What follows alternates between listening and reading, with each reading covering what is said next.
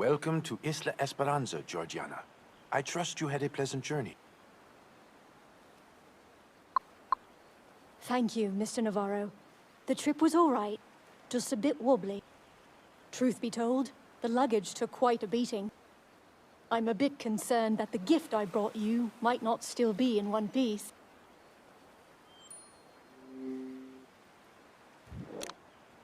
I need my key. Where did I leave that darn thing?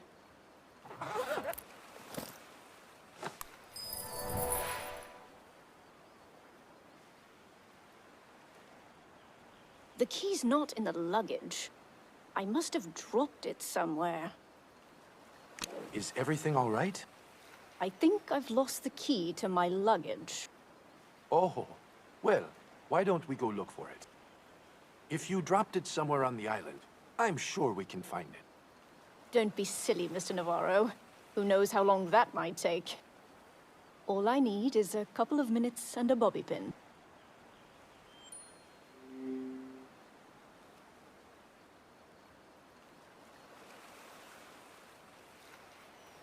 Feels like I've walked right into a construction site.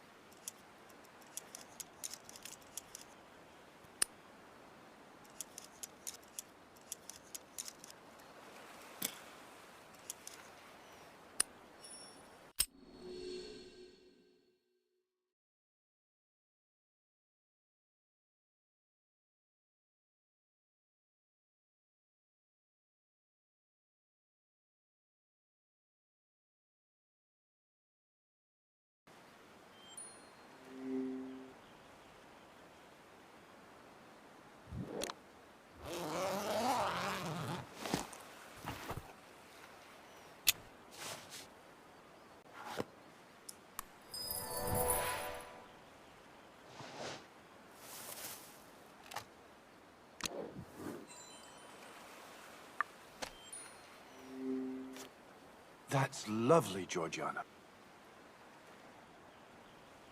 I figured you'd appreciate a little reminder of London. Thank you. In my college days, I used to call my family from a booth just like this. I'll be sure to find a nice place for it. I hope it'll suit this fancy mansion. Has it been your residence for long? Getting close to 8 years now. As you can see, the place needs urgent renovations. A massive storm hit us a couple of weeks ago. It caused some serious damage. Thankfully, the renovations are due to be completed next month, right on time to welcome our guests.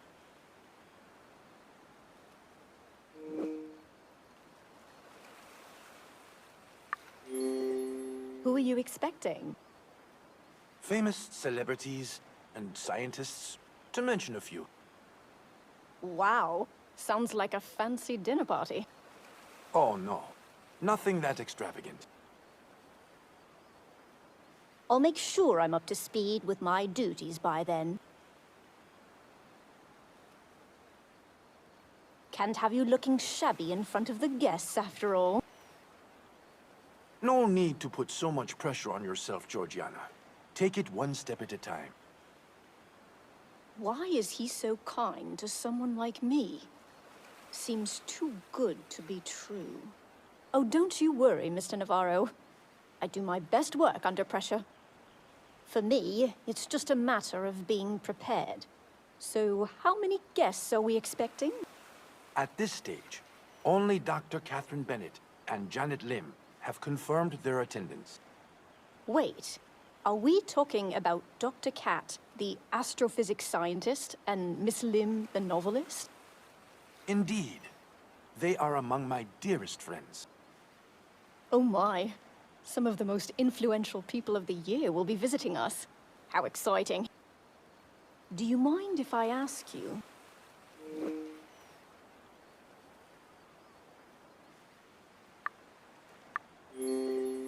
how did you know Dr. Cat? I've been a big fan since her show aired last year. Well, Catherine and I met at the Planetary Conference a couple of years ago.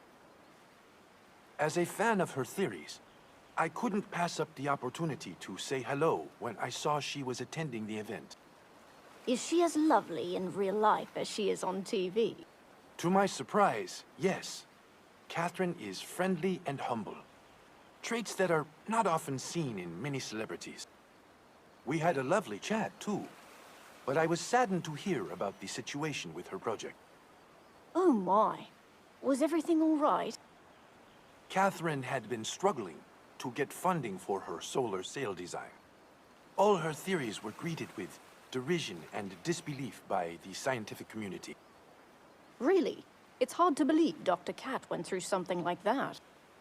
I'd always presumed she carried substantial weight within scientific circles. That wasn't the case back then. Catherine had yet to prove her theories right. I recognized the immense potential in her work and felt compelled to offer my financial support. She politely refused. It wasn't funding Catherine was after, but recognition from her peers, which she eventually earned on her own merit. Catherine reminded me a lot of myself back then. Maybe that's the reason we're such good friends now. I can't wait to meet her in person. She really sounds like my sort of gal. I'm sure Catherine will be very fond of you too, Georgiana. Marvelous. I look forward to the party. But I'm a bit worried, Mr. Navarro. Won't your guests mind someone like me cleaning their rooms? They trust my judgment and know that I only hire people I have faith in. Besides, you've already paid your debts to society. Paid in full, plus extra, if you ask me. I imagine your time spent locked away was a harsh experience.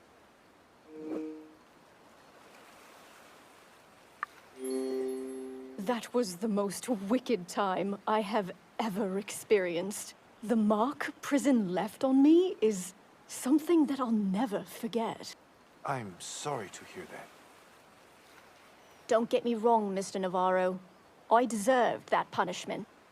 I just hoped for a fresh start after prison, but it wasn't that simple. People tend to dwell on the past. It's irrational how society can often be less forgiving than the law itself. Oh, people didn't care if I'd already paid for my wrongdoings. The judgment never stopped. Everyone called me a layabout for not working. A paradox, if you ask me. It was only thanks to my sister that I managed to get a housekeeping position at the Anglican boarding college. But even that didn't last long. Because of him, right? Yes, Nigel Warren. That scoundrel blackmailed me into resigning and going to work for him instead. Such a rotten individual. I can't forgive him for what he did to you and my employees. So many have suffered at the hands of that monster. It was such a relief when I finally got away from him. I guess I owe that to you, Mr. Navarro. There's no need for secrecy. I know it was you who freed me from Nigel's grasp. After what you did for me, Georgiana, I felt obliged to. Please, that's nothing compared to whatever miracle you had to pull off to get me out. I bet it's quite a story, though. I'd love to hear it one day. Why not today? But it would be better if we continued our conversation inside.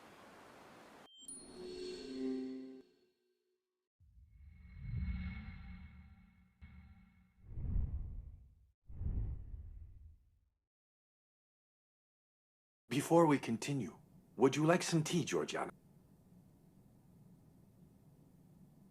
Yes, please. Mind if I help myself? Be my guest.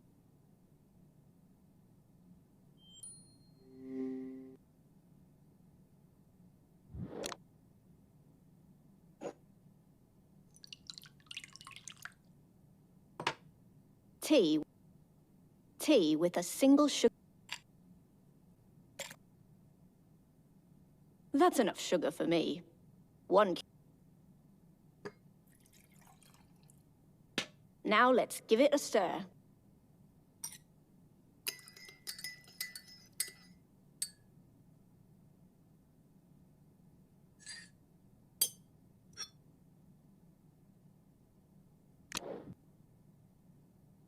Now, back to what we were discussing. How much do you know about your former employer? More than I'd like to.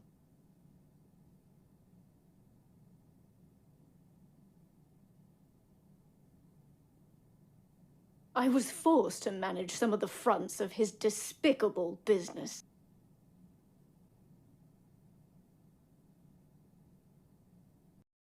I was tasked with overseeing all the drug smuggling to London.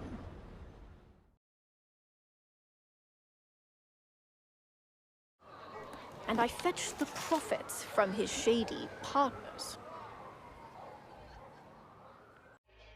I even shook down local businesses for him.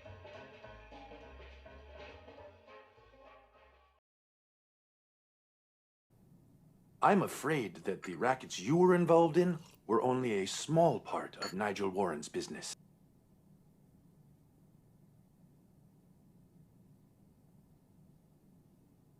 That the rackets you were involved in were only a small part of Nigel Warren's business.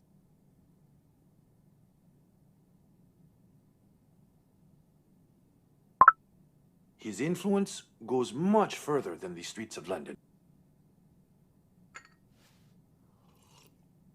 That makes sense. That wretch had secrets he wouldn't share with his own shadow. Warren had a hand in schemes to extort huge corporations around the country.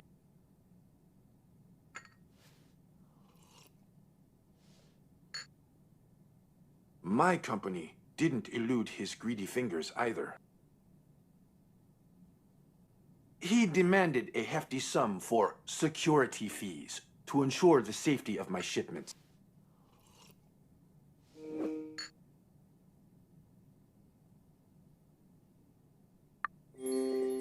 It's the way he operates. I've seen him extort people hundreds of times. In the end, all local businesses give in to Nigel's demands. He can be really persuasive. I remember there was an owner of a pizza place who dared to cross him. The poor man's body was found shoved inside his own oven. It wasn't a pretty sight, I'll tell you that much. I'm fully aware of what Warren is capable of. I got a bitter taste of it when he orchestrated the murder of my staff.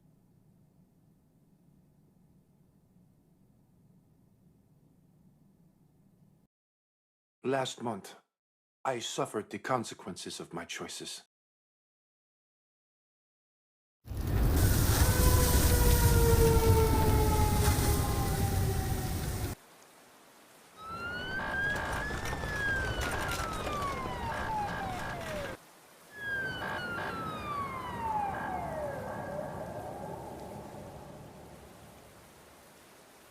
The drivers who were killed were called Rob Mitchell and David Charles. Both were young and full of potential. It was all over the news. It's so sad to see when such young men die. The police concluded their deaths were an accident. I couldn't believe that. When Nigel is involved, cases don't stay open for long. The police have been in his pocket for years. Since no one would lift a finger against him, I decided to bring Warren to justice on my own. I had to hit him where it hurt most.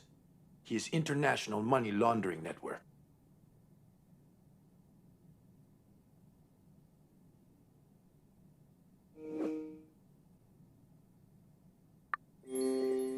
Weren't you worried that Nigel might retaliate?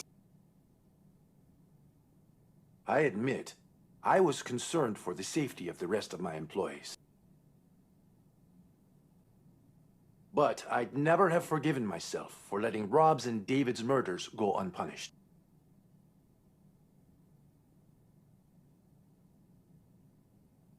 So, you took the law into your own hands? I confronted the businessmen Warren was laundering money for and threatened to expose their operations. The fact that you're still breathing is nothing short of astonishing, Mr. Navarro.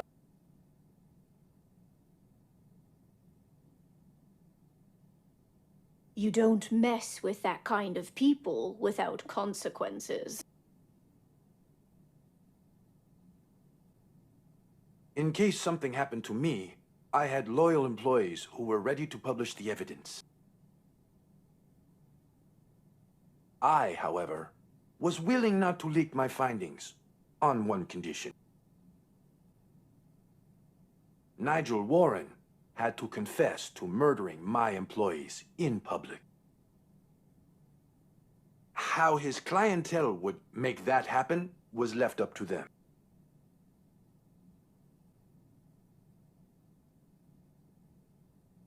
I doubt anyone can convince Nigel to do that.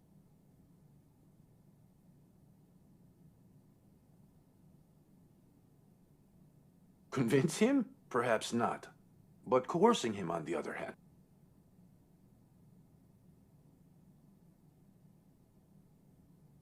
Are you suggesting those people would have gone after Nigel's head if he'd refused? That would have been the most logical outcome. Warren ran their entire money laundering network. He was their biggest liability. If he talked, it would be more than just their operation that would go down.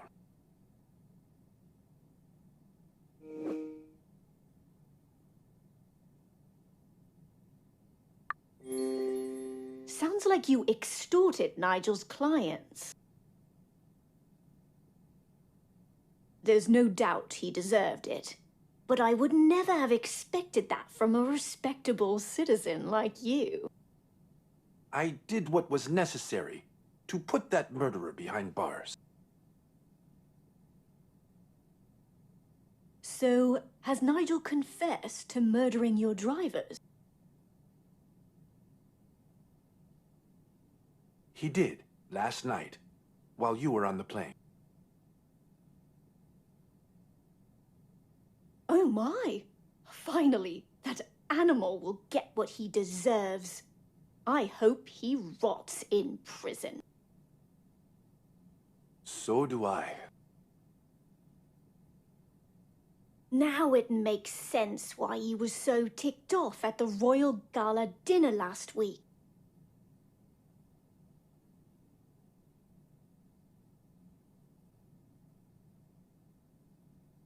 I met Warren that night to talk about his client's demands.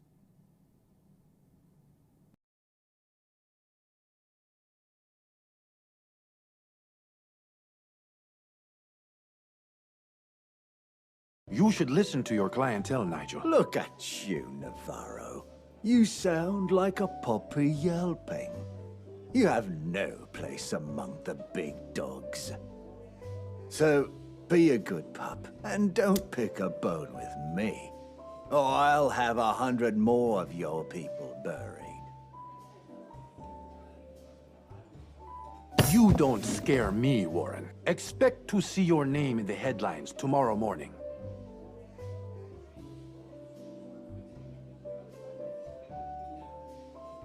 You think you can threaten me, boy?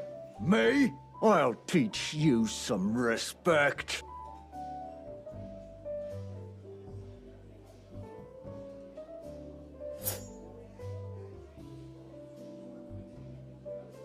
Pull yourself together, you savage!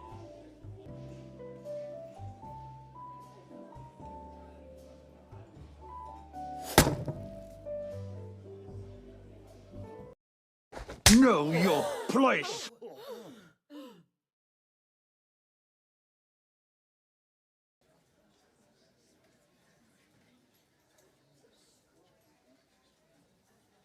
Go ahead. Do it again. Let the cameras get a good shot this time.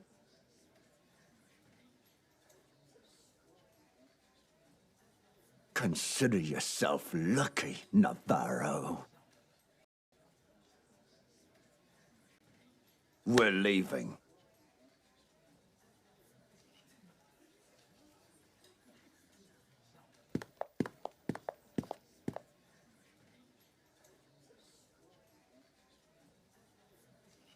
After that night, I couldn't allow myself to leave you at his mercy. I pushed Warren's clientele not just to draw a confession out of him, but also to secure your immediate release.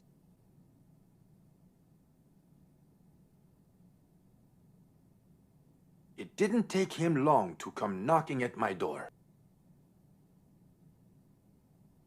In return for my silence, he confessed and set you free.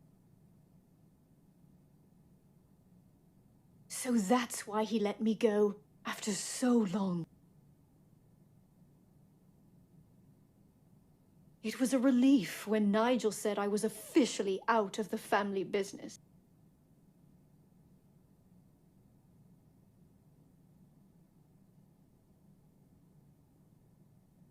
Family?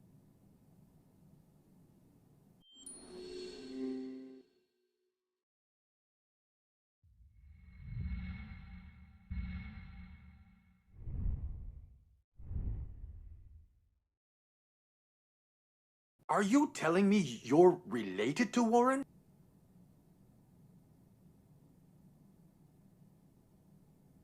My late father's birth name was Robert Warren. He was Nigel's cousin.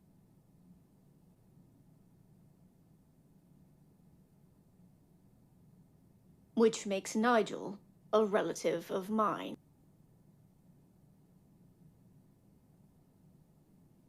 I had no idea. That's why Nigel was forcing me to work for him. He wanted to keep the family together. What a joke. That's hardly surprising, given Nigel's twisted mentality. As my dad used to say, you can't choose your family.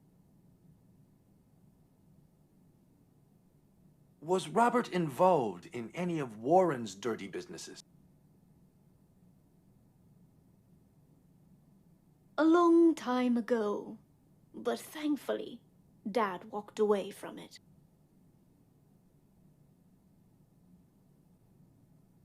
Otherwise, my mother never would have married him. Having a crook for a husband was too shameful for her. Mum could be awfully strict, to say the least.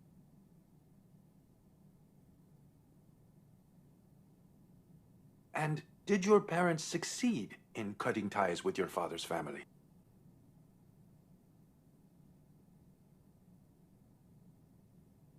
I wish they had. Dad even changed his surname to avoid being associated with his relatives. But they kept trying to pull him back into their nest of vipers. Throughout my childhood, Nigel and the others repeatedly showed up at our doorstep. They used to offer my dad money and expensive gifts, expecting to win him over.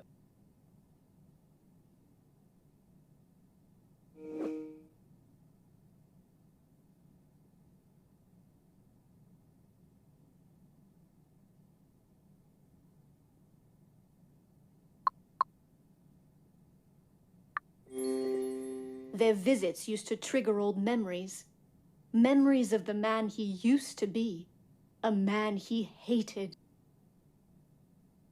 Whatever my father had done in the past haunted him. It resurfaced each time his relatives showed up. He never talked about it. Instead, he chose the comfort of a pub and downed pints to drown his sorrows. It sent shivers down my spine when he stumbled in through the door each night, shouting out loud. I hope he wasn't abusive.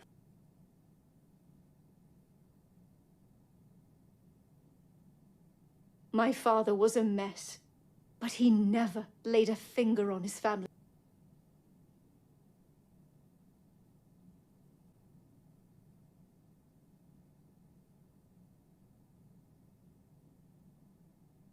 He was punishing himself for his past actions, not us.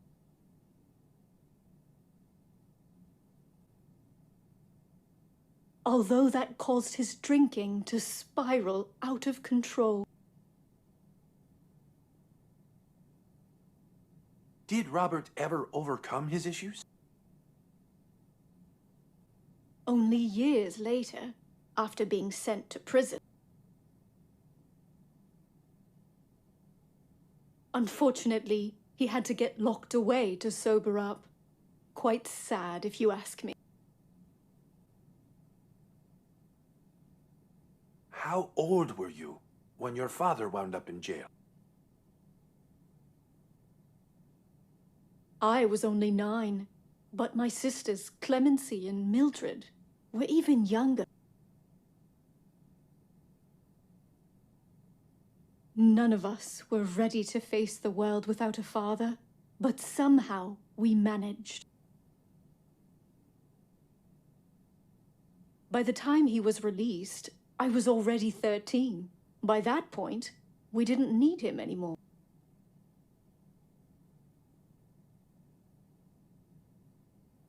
Robert never reached out to you after getting out of prison?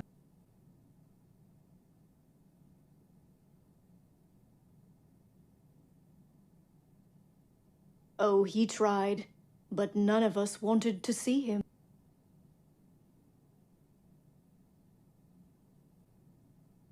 We resented him.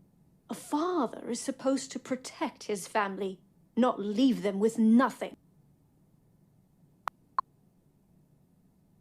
It took us a long time to forgive Dad, unlike our mother, who never did.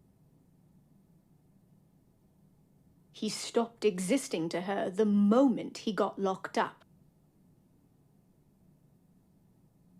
Well, as harsh as it sounds, she must have had her reasons to give up on your father. However, she had neither the right nor any justification to project her hatred for him onto us, his daughters. At first, it was merely a slap for every harmless error we committed. But it eventually escalated. Her beatings grew in frequency and intensity.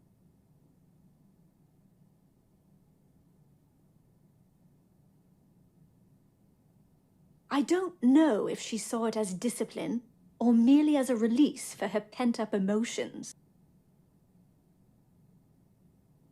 But it was clear that Mum had gone off the rails. She'd become unrecognizable. That all sounds horrible, Georgiana. Do you think any of it has affected how your life has turned out? To a certain degree, yes, but the wrong decisions I made were mine alone.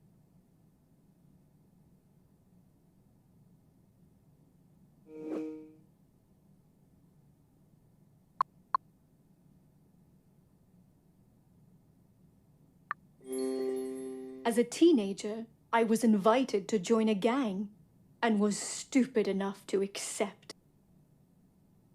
The world of crime has its allure. I saw many of my childhood friends give in to its temptations.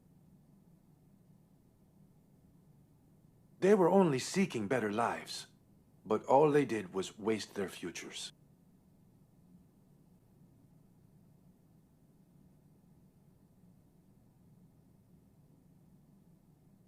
Sounds familiar. Back then, I dreamed of joining a local gang.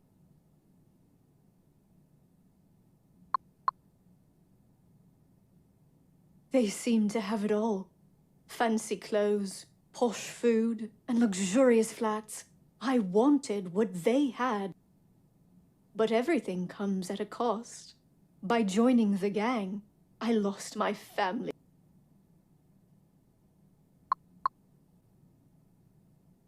My mum, she disowned me. I stopped existing to her just like my father did.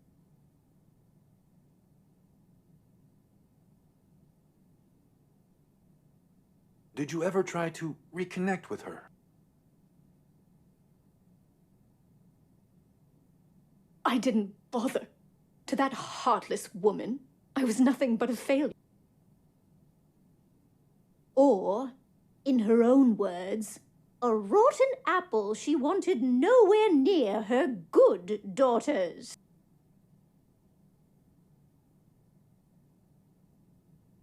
That was pretty high and mighty for someone who used to send her children to beg for money. Despite your mother's shortcomings, she was still family. It must have been hard being kicked out of your own home.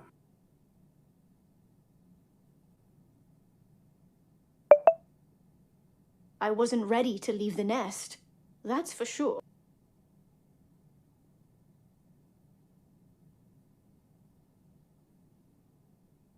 The hardest part was saying farewell to my sisters. It felt like I was losing a part of myself.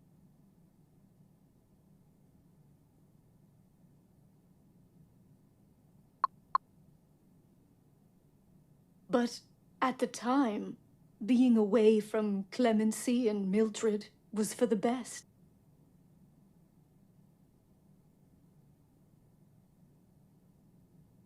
I never wanted to be a bad influence on them. I hoped life would get better once I'd grown up. Oh, how naive I used to be. Things only got worse. I had no joy in my adult life, except for my short-lived marriage. Your husband's name was Benjamin, right? He came up a couple of times in your police report.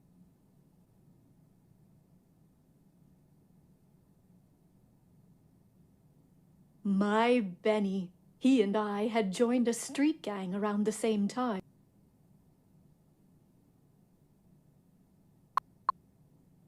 We were both teenagers when we met. Two foolish kids who grew up together around the wrong people.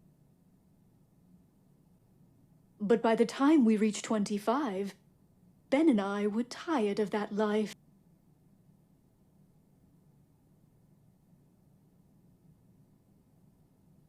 We decided to get married and have a small ceremony, just the two of us.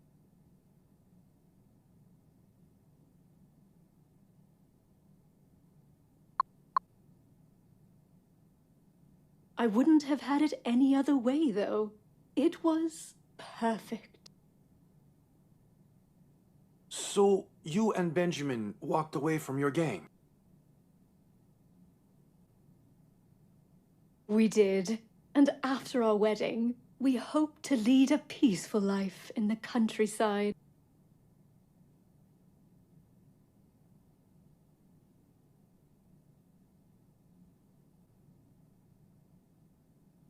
But we needed money for a fresh start. It was our attempt to acquire some that got us arrested. Your police report mentioned you were incarcerated for drug possession.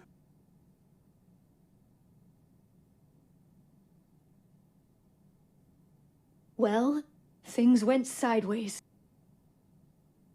We'd hoped that my father's family could spare us some cash. They were pretty well off.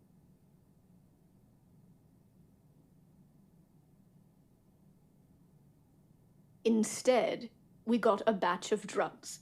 Nigel insisted that if you want something, you have to earn it.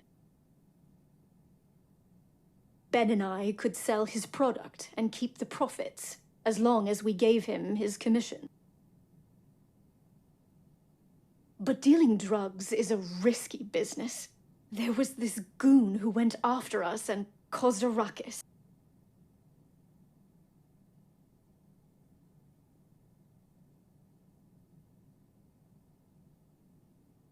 It caught the attention of the police, and we were arrested.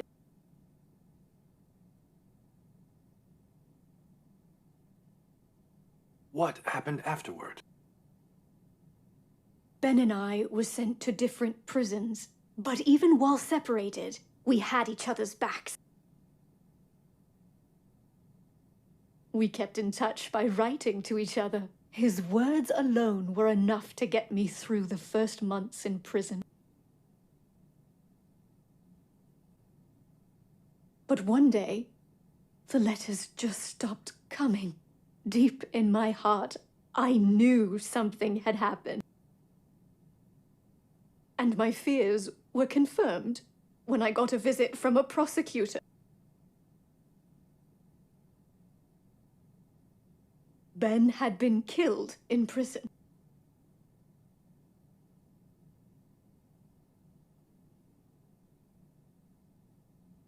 My condolences, Georgiana.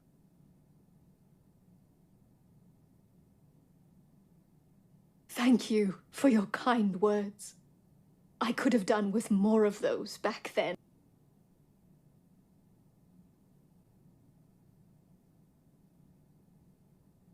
Back then, I was even robbed of any peace to grieve for my late husband. The other inmates made sure of that. It was truly my darkest hour. Did you have anyone to support you during that time?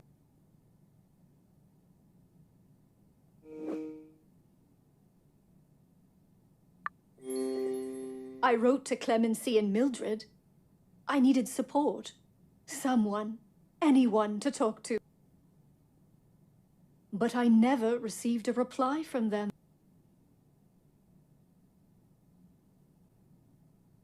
At the time, I didn't understand why they'd abandoned me.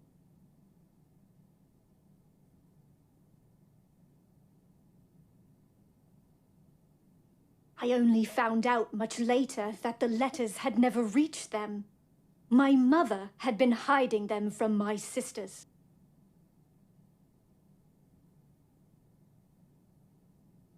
For most of her miserable life, that woman clung to the fear that I might somehow corrupt her good daughters. She hadn't changed one bit. Still the same heartless witch who disowned me for joining a gang.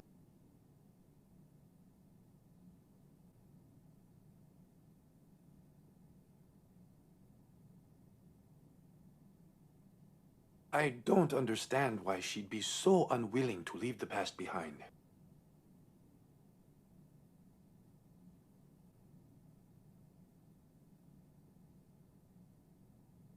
My mother hated me in the same way she hated my father.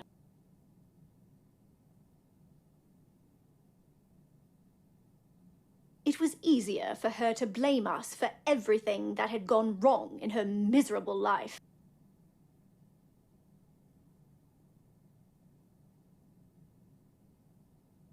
What a lamentable attitude. Even if that was true, it doesn't justify her forsaking her own child.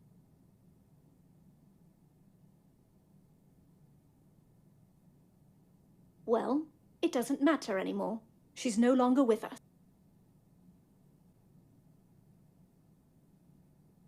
My mother passed away a couple of months after I was released.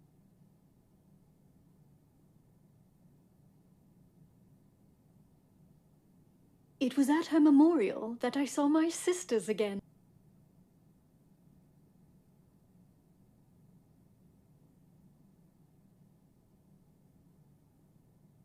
Were they happy to see you? I can't say they both were. Things had changed between us. Clemency was condescending toward me.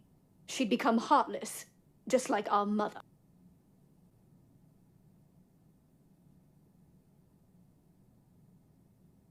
But Mildred and I reconnected. It was thanks to her that I got my first job after prison.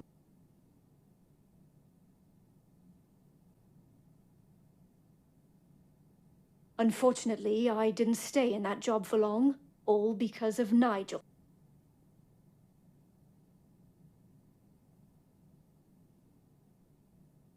You've been deprived of happiness for too long, Georgiana. I hope you can find some here on Isla Esperanza.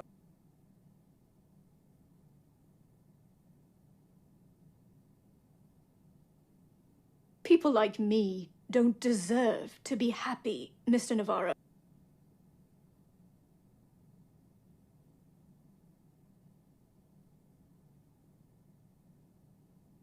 There's a heavy burden I carry on my shoulders. A dark secret from my past.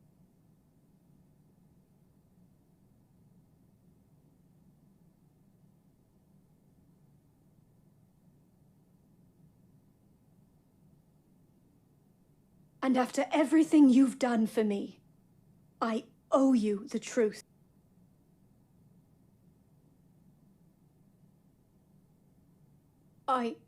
I've killed a person.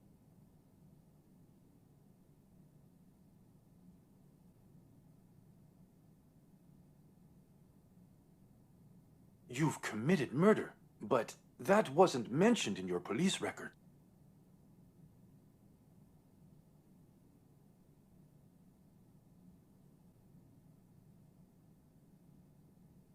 That's because it was in Benjamin's file.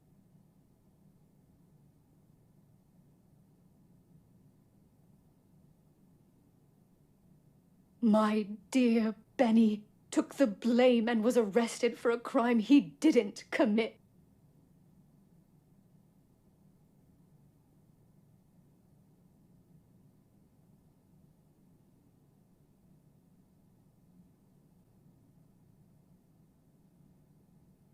Georgiana, tell me what happened.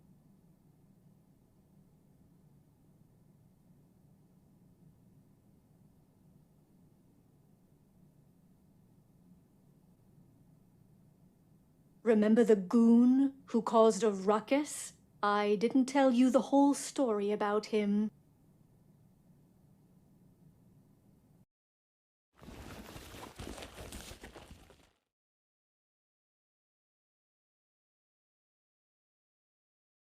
We thought he wanted to buy some drugs from us.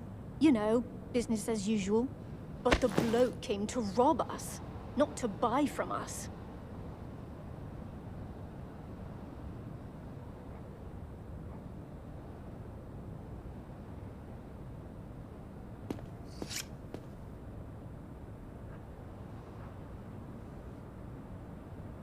Of course, Ben wasn't about to let us get mugged.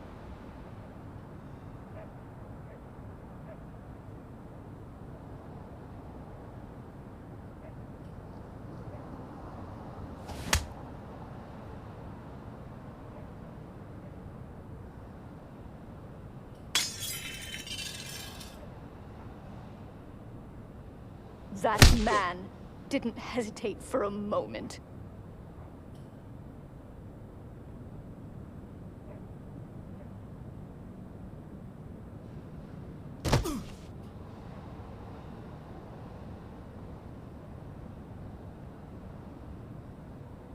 He started beating the hell out of Ben.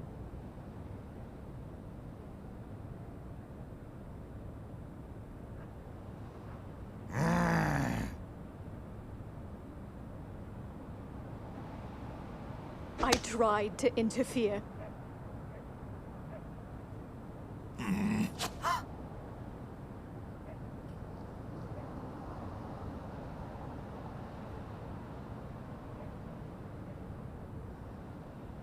But I just got knocked away.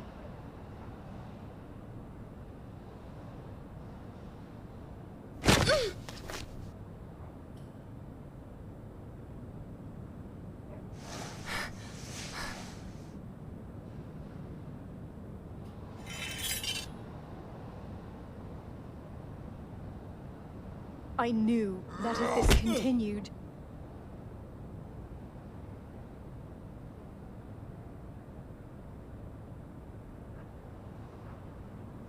my Benny would have been killed.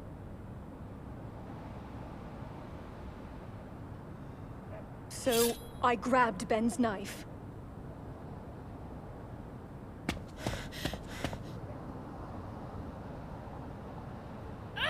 And stabbed the man.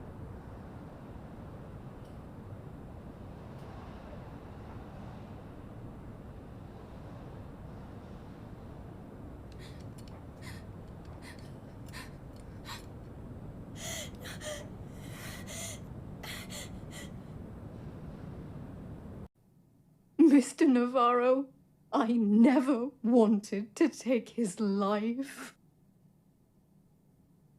Georgiana, you were only defending the man you loved. Yet killing someone ate away at my conscience. I froze in panic when I realized what I'd done. It was up to Ben to keep his cool for the both of us. He threw the corpse into the river and intended to drive us out of London that same night.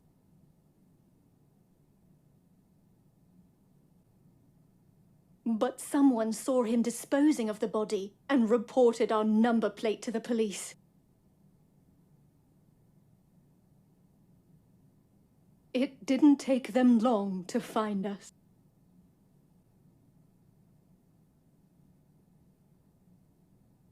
Tell me, Georgiana, was Warren responsible for any of this? Years later, I found out that Nigel had sent that bloke after us.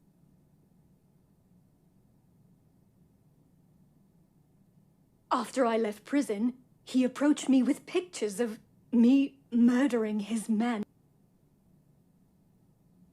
That bloody bastard threatened to send it to the police if I refused to work for him. I can't believe he would go that far just to blackmail you. That seems too much, even for Warren. The bloke was only supposed to steal the drugs, so I'd end up being in Nigel's debt.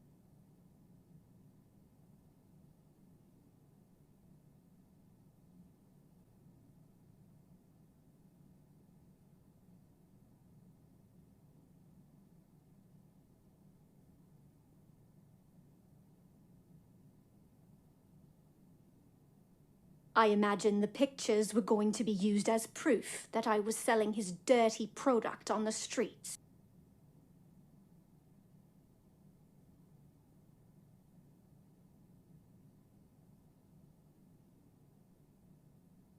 With such evidence, that monster would likely have coerced me into the family trade much sooner.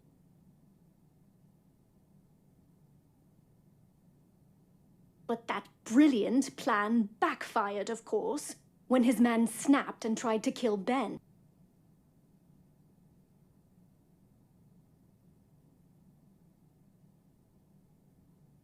So, he waited until you were out of jail to finally make his move.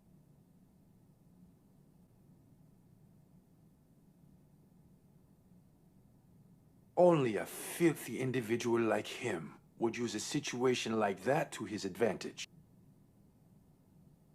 I should have let Nigel go to the police and dealt with the consequences of my actions.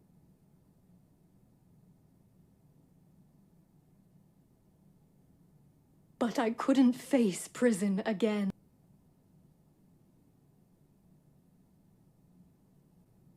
Instead, you had to suffer through all those years working for him.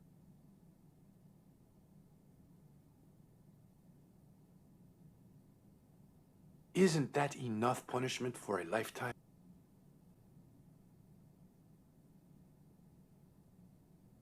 I don't think that atones for my sins. I'm a murderer, Mr. Navarro.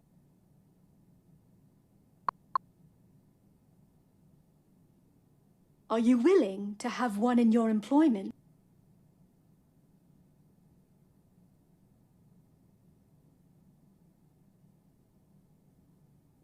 Georgiana, you shouldn't keep blaming yourself for what happened back then.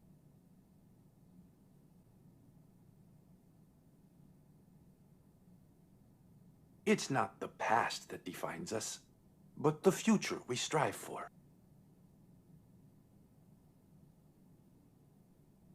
You're a good person.